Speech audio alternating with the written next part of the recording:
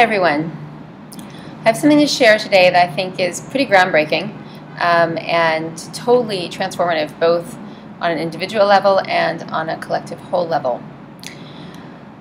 Like many of you, I've observed events in the world, the pain, the suffering, both the obvious suffering and the less obvious, you might say, the subtle suffering, and wondered what I could do.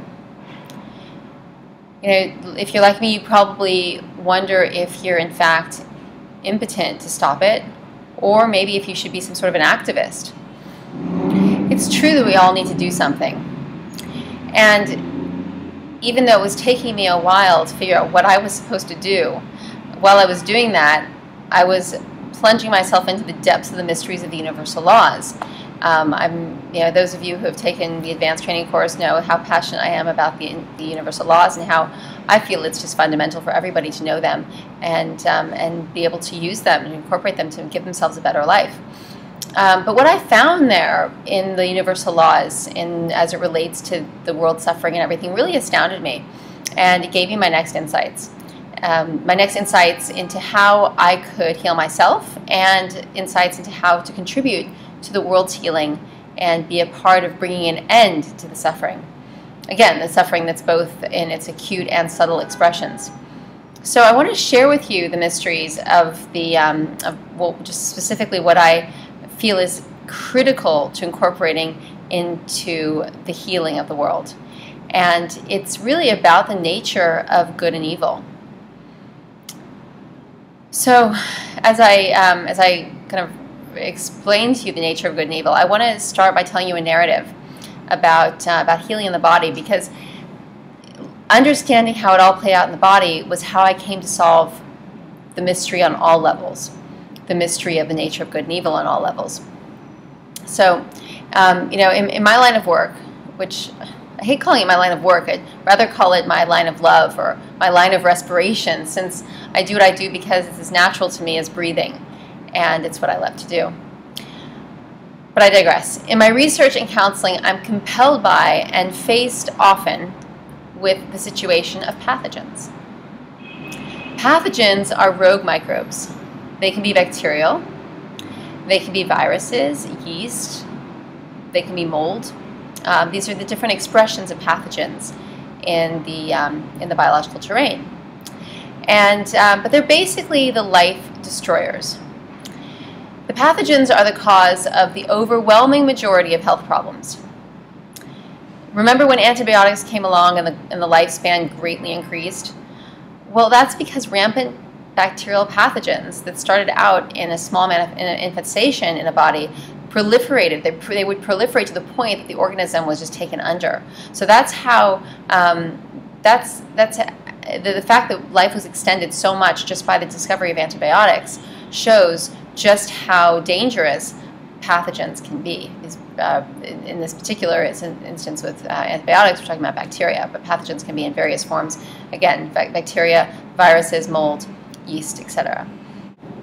Now, around the late 1800s, Antoine Béchamp would prove that pathogens could be rehabilitated, and that there was this opportunity if in the milieu, which is the internal terrain, to actually take infested, germ-infested, rogue microbial infested terrain and bring it back, literally morph it back into a healthy state.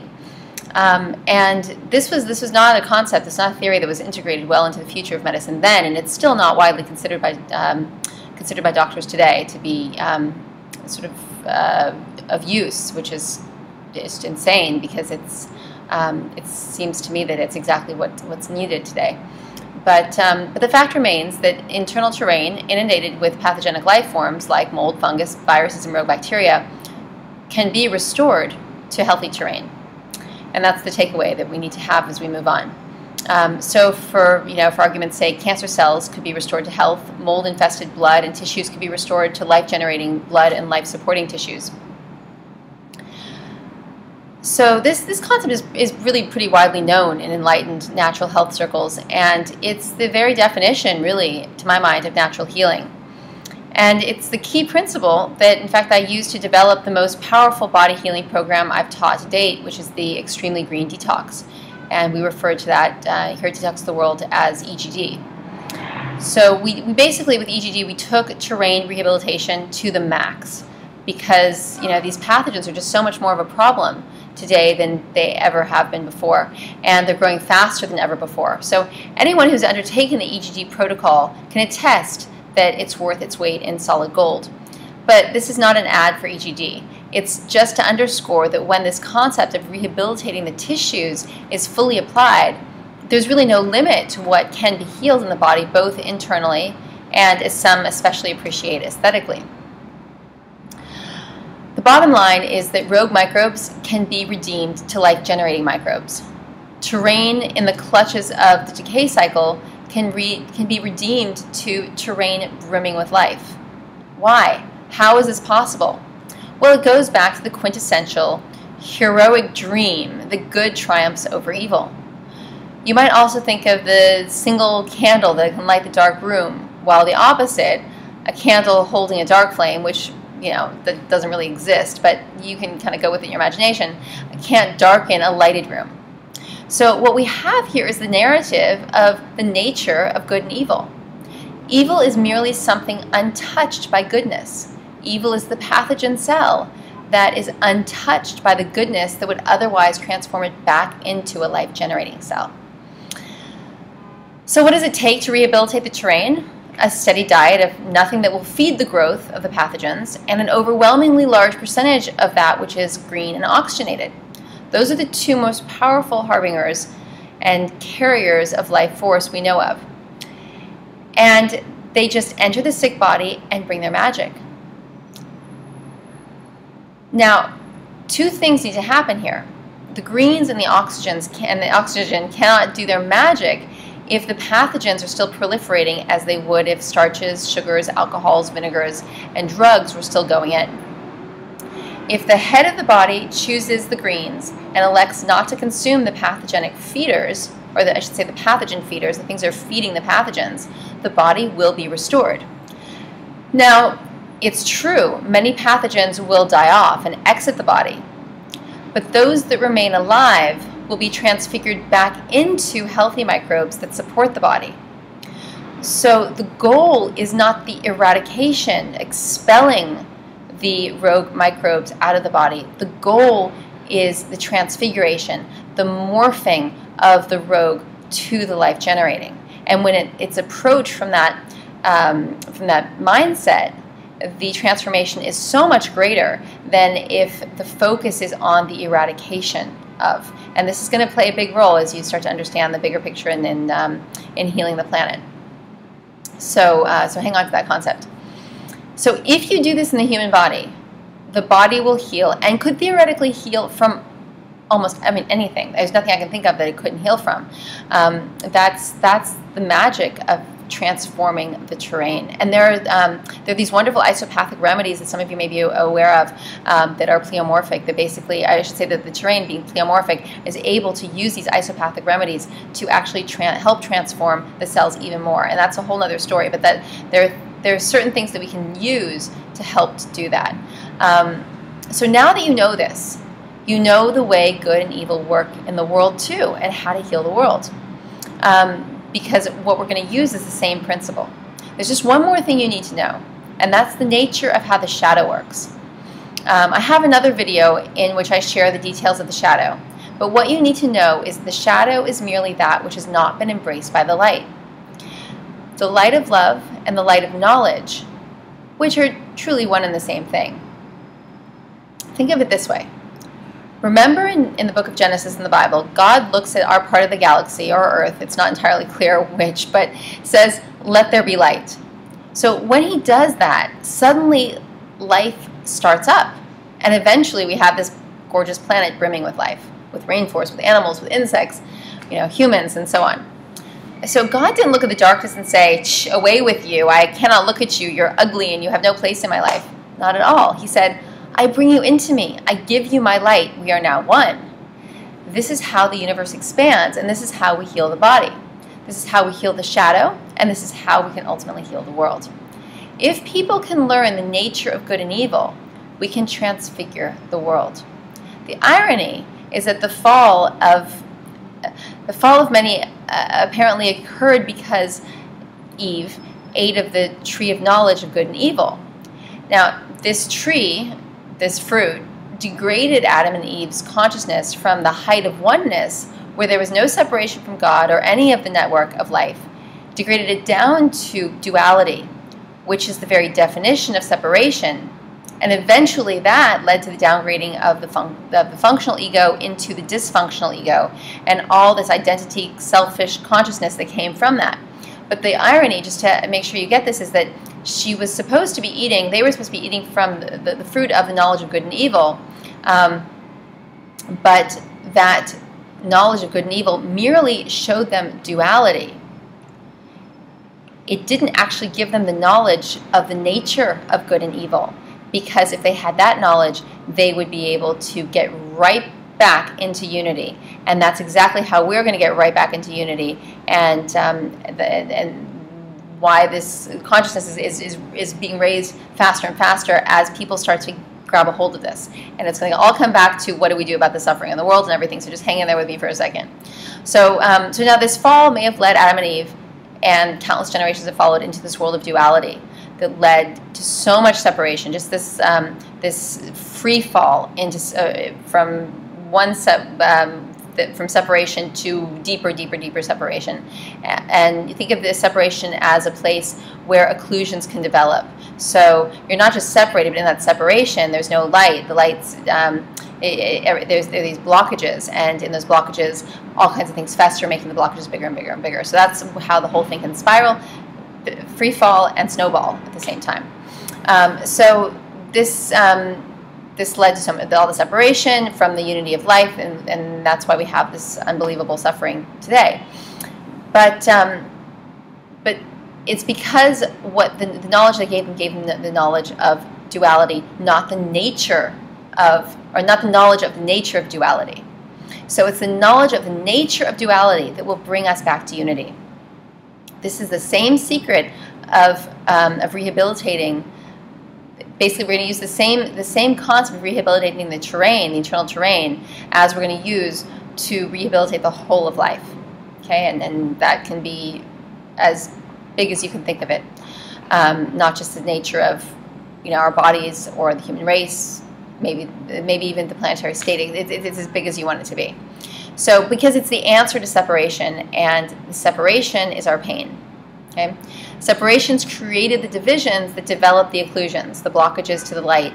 And it's those occlusions, it's those blockages to light that systematically downgraded our consciousness and increased our misery and the expressions of conflict, like war, like abuse, and all pathological behavior. If we can stop trying to fix the world for 5 minutes, or better yet 5 months, and rehabilitate our internal terrain and the expression of the shadow in our personal psyche, and including all the things that we consider to be separate from us, we will be just like God was when he said to the dark area of the universe, "Let there be light," or to state it differently, "I love you." We go from rejecting it to actually betrothing ourselves to it. There's so many groups and activists trying to fight for a change, but they've not yet looked inward at their pathogens and at their pathology and loved their own terrain back to beauty.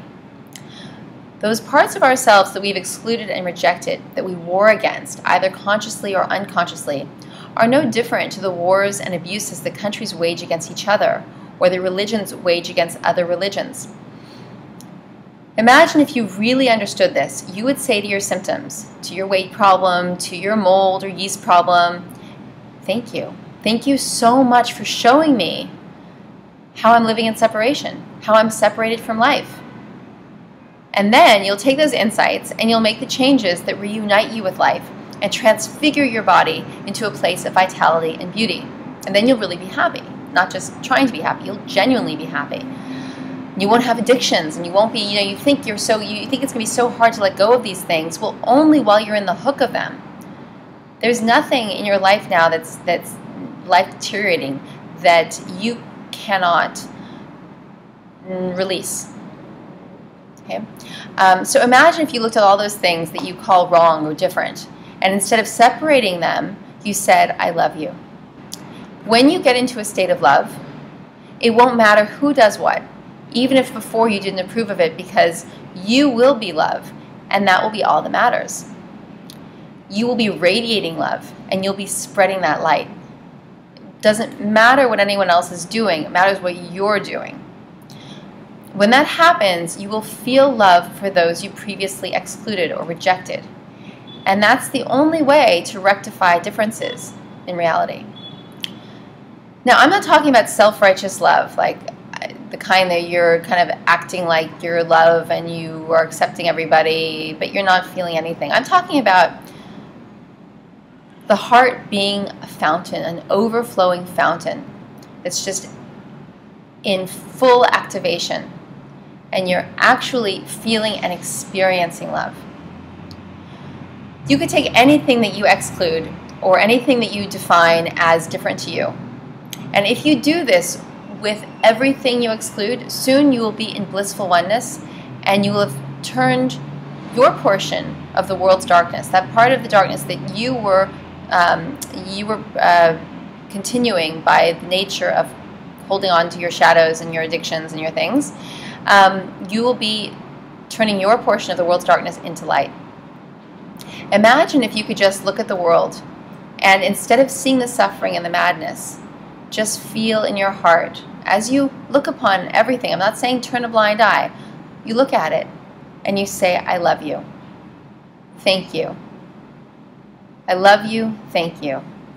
I love you because I want to share my light with you, and I include you, and I bring you my light. I bring it to you with love because there's more to love, because it feels right to bring light to the darkness. And I thank you for everything I needed to see by looking at this for so long before I was able to see that all I needed to do was bring my light to the darker corner. So you can say to it, I love you, my light is enough to light you and us both, and then we can be light together. The light together cannot be separate. It becomes one light. Try to, put a light on here and a light on here, and they're going to light up together. So it becomes indifferentiated. If anyone learned this simple but God-smackingly fundamental insight in school or at home, instead of all the myriad other things that we seem to learn at school and at home that, but basically puts anything this relevant on the shelf, all but forgotten, we would have a world without suffering. We'd have a world of knowledge where light is brought to every corner of ourselves and our hearts, giving us this great work and the thrill of expanding the universe, because that's really what we're doing. Whenever we bring light to the darkness, whenever we embrace it, we are expanding the universe. But as it is not what we learn in school and at home, I feel that it's one thing that I can do to make a positive impact, to teach this beautiful truth that all pathogenic terrain, be it in our blood and tissues, or in our hearts, or between groups, can be restored to life-generating peace and love if only the evil is embraced and not discarded, if only it's given the emotional equivalent of greens and oxygen, which is knowledge and love. We must look at the evil and ask, what is it telling me? What are you telling me? What are you trying to show me that I can't see yet because I'm still perceiving you as evil? And then you can say, you're showing me that there is great separation that has developed rogue microbes, the equivalent of rogue microbes, that in the same way as rats and vultures feed off of decaying flesh, these warring things and anger and abuse are all, they're basically the vultures and the rats, they're breaking down what is decaying, because that's what they're there to do. They're the visible expression of decomposition. So we can say thank you for showing us that whatever we're doing is creating decomposition, and it's proliferating with all these rogue behaviors, and we can take the insights. So then we can take this expression and we thank it for its insights, we thank it for showing us where there was separation, and we thank it for giving us the opportunity to incorporate it into our embrace. So, God said, let there be light, and there was light, we can say, let there be light, and there will be light too. There's so much fear and so many crises in the world right now. And like you, I'm assuming, I spent many years trying to understand it, using my time and energy trying to demystify the great conspiracies and the potential shadow governments and these sort of elites' devastating plan for humanity. But what I was watching and trying to figure out was simply the same thing I would have been watching if I was looking at a pathogen-filled blood under a microscope.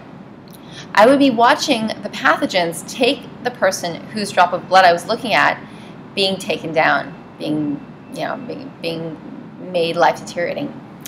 And basically, when does the conspiracy focus stop? I had to ask myself, and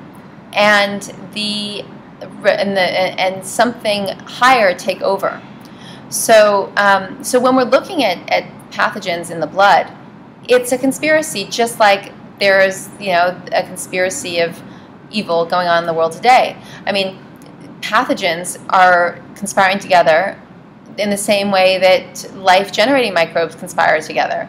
So good life-generating microbes and good life-generating governments are conspiring together to make something happen, and so do pathogens and life-deteriorating shadow governments and elite this and that conspire together, because it's, any group is going to conspire together. So, but this gives us the opportunity to say, okay, well, this is going on because just like it would in the blood, the pathogens would be taking everything down, and just like it is in the world, all this separation has created all these rogue forces, and they are doing what rogue forces do, which is a lot of damage.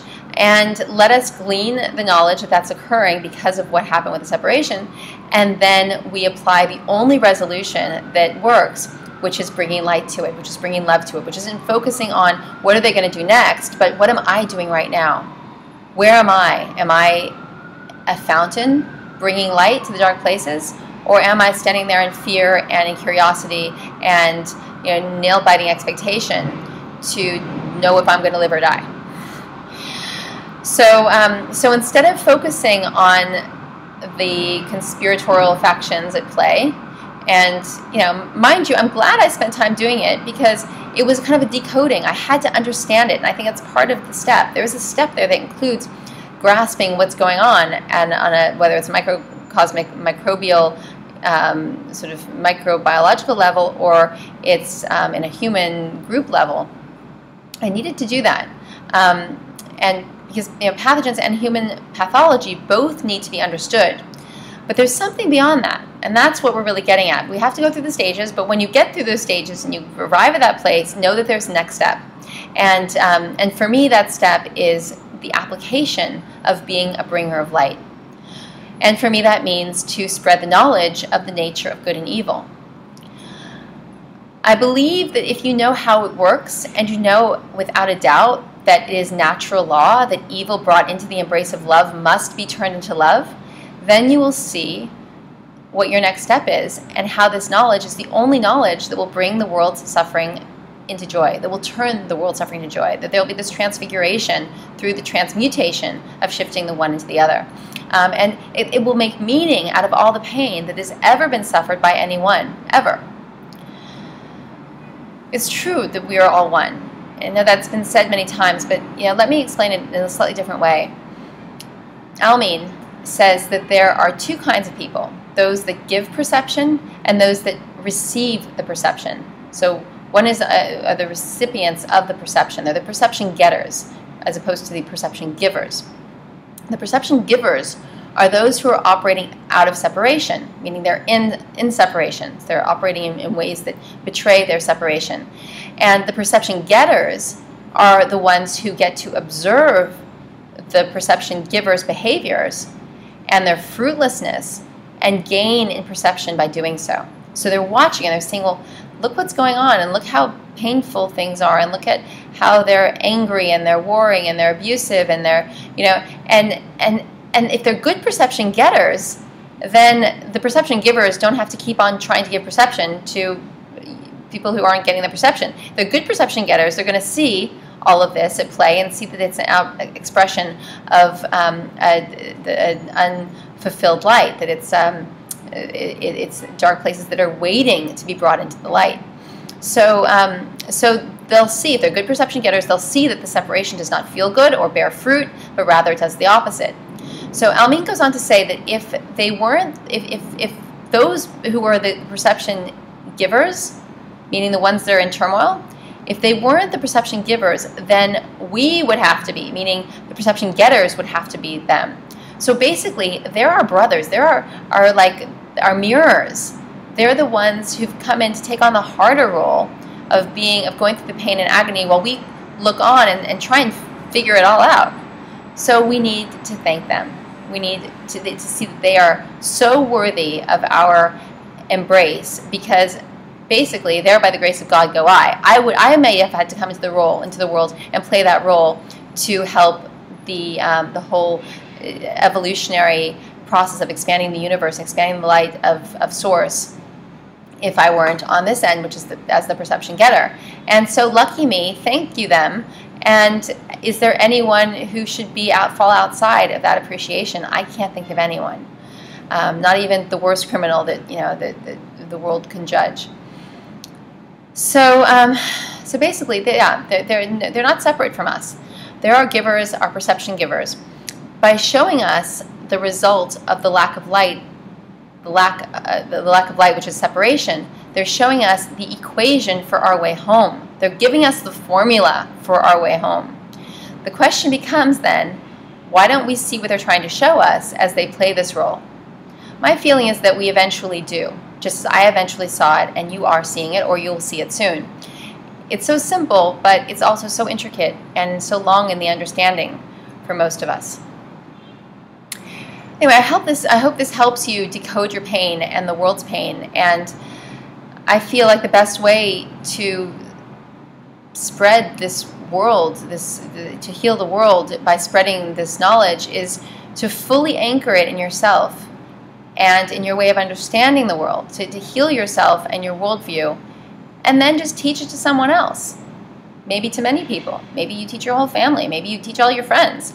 A lot of people are hungering for this information. It resonates, so it won't take much to share it and pass the torch, as it were. Hold your flame and just say you have more to give. So I encourage you to be love and bring love to everything. You are the light of the world. You just have to bring that light to the world. So any part of you that's holding back is the part of you that isn't really fully living out your destiny, in fact. And imagine if your days were determined, if you determined the value of your days by the productivity of, imagine if you determined the productivity of your days by how much love you were able to bring to the dark places in your life. And, into your personal life first, and then into your community. But one last thing. First, you have to activate your love. And that can sound kind of theoretical before you really do it. And there's a real difference between theoretical activation and the actual activation. So the first thing you have to do before you even get there is you have to do the great shedding. I speak about the great shedding in the video. I believe it's called the great shedding. And then the next thing is to work on embracing your shadow. And I talk about that in the video by that title. And then you'll have experienced the diving deep and the rising high several times, which I talk about in the video by that title as well. And then, and only then, is your heart ready for full activation. Now, we'll talk about the heart activation in another video, but the depth and the height of your consciousness, basically it's like a tree that's expanded to, its roots go really deep and its branches extend really, really high. And once it's in that state and it's fully matured, the center of the tree, the heart center of the tree, will be able to then burst forth. So there's another layer of living to the proverbial tree. So in you've gone to the experience of rising high and experiencing what enlightenment is, and going deep and down into the depths, to the roots, into the dark places and the shadows, and incorporating what needs incorporating, shedding what's no longer resonant. And once you get to a fully mature state in that, you've anchored that, then you can you'll have the heart activation. And the universe knows when it's time for that for you. And either there will be somebody sent to help to activate your heart, or you will go through it almost, what's the term, spontaneously. That can happen too. It can happen in a number of ways, and I want to do a separate video just on that. But that's those stages, the shedding and the addressing the shadow and going deep and rising high, all come before the heart activation. So yeah, let's see. So before your heart is activated, you must focus on healing yourself, and then also healing the outpicturing of your inner life. And that's your immediate environment. So whatever you see outpictured in your immediate environment is basically what's going on in your inner life.